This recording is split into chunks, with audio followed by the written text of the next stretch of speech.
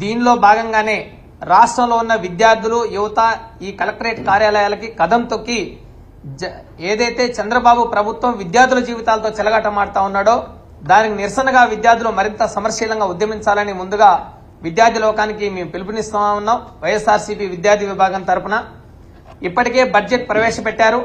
Budget లో fee reimbursement స్కాలర్షిప్లకి కూటమి ప్రభుత్వం కేవలం 2,644 కోట్ల రూపాయలు కేటాయించింది. ప్రతి సంవత్సరం వాస్తవంగా 3,900 కోట్ల రూపాయలు ఫీజు రీఎంబర్స్మెంట్ స్కాలర్షిప్లకి అవసరం. 2,800 కోట్లు రీఎంబర్స్మెంట్, 1,100 కోట్లు వసతి దీవెన అంటే స్కాలర్షిప్లకు ఇవ్వాలి. మొత్తం 3,900 కోట్లు ప్రతి ఏటా ఇవ్వాలి. గత బకాయిల్ని ప్రభుత్వం కేవలం 700 కోట్లు మాత్రమే విడుదల చేసింది. ఇంకా 3,200 కోట్ల రూపాయలు పెండింగ్ లో ఉన్నాయి.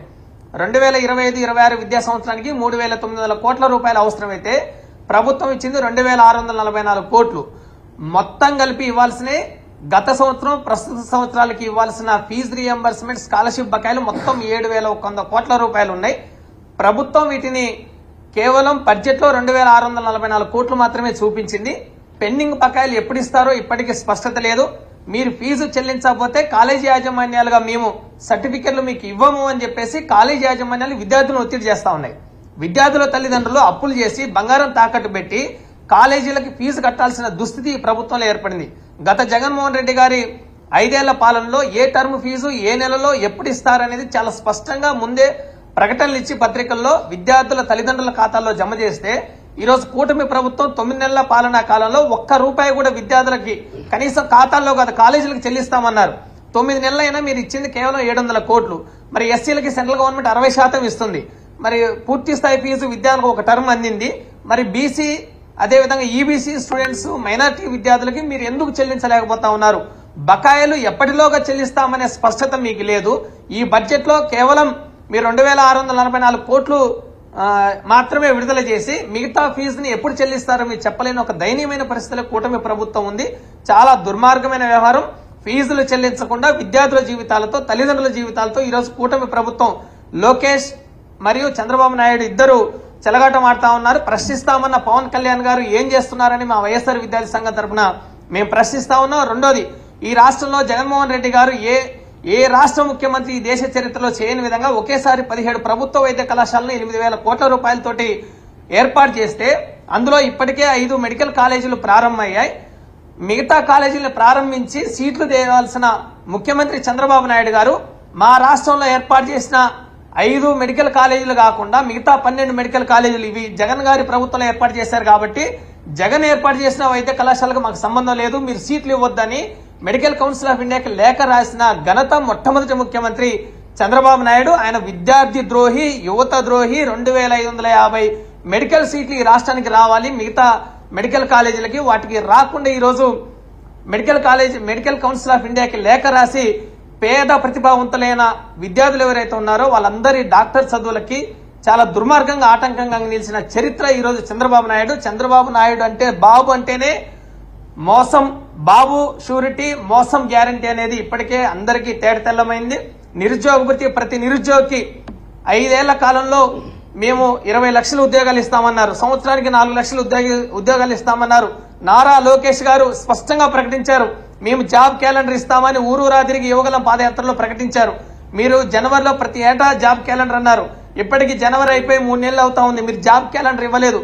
ఎప్పుడు ఏ నెలలో ఎన్ని జాబులు ఇస్తామో ఒక స్పష్టత మేము ఇస్తాము, జాబ్ క్యాలెండర్ లో పొందుపరుస్తామని మీరు ఇచ్చిన హామీని ఇప్పటిదాకా అమలు చేయలేదు. ఉద్యోగాలు వచ్చేంత వరకు నిరుద్యోగ భృతి ఇస్తామన్నారు. ఏటా 3,000 రూపాయలు, నెలకి 3,000 రూపాయలు మీరు ప్రతి నిరుద్యోగికి నిరుద్యోగ భృతి ఇస్తానని నమ్మించి బడ్జెట్ లో ఒక్క రూపాయి కూడా మీరు ప్రకటించకపోవడం అనేది చాలా దుర్మార్గం. సంవత్సరానికి 36,000 రూపాయలు ప్రతి నిరుద్యోగికి ఇవ్వాలి. సంవత్సరానికి 7,000 కోట్ల రూపాయలు మీరు నిరుద్యోగ భృతి ఇవ్వాల్సిన పరిస్థితి ఉంది. ఇటువంటి పరిస్థితుల్లో నిరుద్యోగులను ఆదుకోవాల్సింది పోయి మీరు ఒక్క రూపాయి కూడా బడ్జెట్ లో కేటాయించలేదంటే మీ ప్రభుత్వం నిరుద్యోగులకు వ్యతిరేకం, నిరుద్యోగులకి మొండి చేయి చూపింది, నిరుద్యోగులను దగా చేసింది అనేది ఈ రాష్ట్రంలో తేటతెల్లమవుతా ఉంది. ఇప్పటికైనా ఈ రాష్ట్ర ప్రభుత్వం నిరుద్యోగ భృతి 3,000 ఇవ్వకపోగా ఒక్క ఉద్యోగ నోటిఫికేషన్ కూడా ఈ రాష్ట్ర ప్రభుత్వం ఇవ్వలేదు. మెగా డిఎస్సీ పేరుతో 16,347 పోస్టులు మీరు ప్రకటించి ఆ 16,347 పోస్టుల్లో కూడా 6,100 పోస్టులు గత జగన్మోహన్ రెడ్డి గారు డిఎస్సీ వేస్తే 25,000 పోస్టుల ఖాళీలు ఉన్నాయి. జగన్మోహన్ రెడ్డి గారు నిరుద్యోగుల్ని చాలా దారుణంగా మోసం చేస్తున్నాడని మీరు మాటలు చెప్పి ప్రగల్భాలు పలికి అధికారం చేపట్టాక 16,347 పోస్టులతోటి మొట్టమొదటి సంతకం మెగా డిఎస్సి మీద మీరు సంతకం చేసి ఇప్పటి వరకు మీరు పరీక్ష తేదీలను కూడా ఎందుకు ప్రకటించలేదని మేము ప్రశ్నిస్తా ఉన్నాం. ఇది ఈ మెగా డిఎస్సి కాదు, ఇది దగా డిఎస్సి. ఈ రాష్ట్రంలో సుమారు 4 లక్షల మంది విద్యార్థులు టెట్ అర్హత సాధించి పరీక్ష కోసం ఎదురు చూస్తా ఉంటే మీరు కాలయాపన చేస్తా ఉన్నారు. మెగా డిఎస్సికి తేదీలు ప్రకటిస్తాం, మార్చిలో ఇస్తామన్నారు. ఈ రోజు మార్చి 10వ తారీఖు. మీరు ఎందుకు ఇప్పటిదాకా తేదీలు ప్రకటించలేకపోయారని మేము ప్రశ్నిస్తా ఉన్నాం. ఈ ప్రభుత్వం ఇప్పటికే తల్లికి వందనంలో కోత విధించింది. 83 లక్షల మంది విద్యార్థులకి అందించాలంటే 12,000 కోట్ల రూపాయలు అవసరం, 13,000 కోట్ల రూపాయలు అవసరం. మీరు ఏమాత్రం కేవలం 9,400 కోట్లు మాత్రమే కేటాయించి విద్యార్థులను దగా చేసింది. గత జగన్మోహన్ రెడ్డి గారి పాలనలో 54,83,175 మంది విద్యార్థులకి 18,844 కోట్ల రూపాయలు ఫీజు రీఎంబర్స్మెంట్ గత 5 ఏళ్లలో ఇస్తే మీరు కేవలం 2025-26 విద్యా సంవత్సరానికి ఇచ్చింది ఎంత? 2,644 కోట్లు మాత్రమే ఇచ్చారు. అంటే ఎంత వ్యత్యాసం ఉంది. ఈ రాష్ట్ర ప్రభుత్వం అధికారం చేపట్టిన ఈ 9 నెలల కాలంలో పేద విద్యార్థులకి ప్రభుత్వ పాఠశాలలో ఇంగ్లీష్ మాధ్యమాన్ని రద్దు చేసి వారిని చాలా దుర్మార్గంగా వంచారు. అదేవిధంగా ఐబీ సిలబస్ లేదు, బైజూస్ కంటెంట్ లేదు, అదేవిధంగా సిబిఎస్ఈ సిలబస్ లేదు. ఇట్లా మొత్తం నాడు నేడు అమలు చేయకుండా జగన్మోహన్ రెడ్డి గారు గత 5 ఏళ్ల కాలంలో అమలు చేసిన విద్యా సంస్కరణలకి పాతరేసే విధంగా వాటన్నిటినీ రద్దు చేసి ఈరోజు ప్రభుత్వ విద్యార్థుల జీవితాలతోటి చెలగాటమాడుతున్న దుస్థితి ఈ రాష్ట్రంలో ఉంది. మొన్ననే మనం శాసనమండలిలో చూసాం. 17 యూనివర్సిటీల వీసీల్ని ప్రభుత్వం బెదిరించి బలవంతంగా రాజీనామాలు చేయిస్తే మీరు రాజీనామాలు చేయించలేదు, ఆధారాలు చూపాలన్నారు. వైఎస్ఆర్ కాంగ్రెస్ పార్టీ ఎమ్మెల్సీల ఆధారాలు చూపెట్టిన తర్వాత డైవర్షన్ పాలిటిక్స్ తోటి లోకేష్ గారు ఈ రోజు యువతని విద్యార్థుల్ని చాలా దుర్మార్గంగా వంచిస్తున్న పరిస్థితి ఈ రాష్ట్రంలో ఉంది. అందుకే విద్యార్థులు యువత చంద్రబాబు ప్రభుత్వానికి బుద్ధి చెప్పే విధంగా మార్చి 12వ తారీఖున యువత పోరులో పాల్గొనాలి.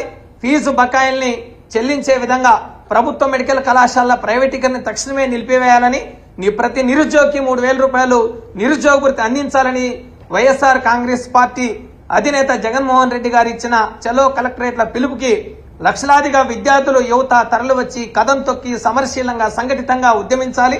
తద్వారా చంద్రబాబు విద్యార్థి యువత వ్యతిరేక విధానాలకి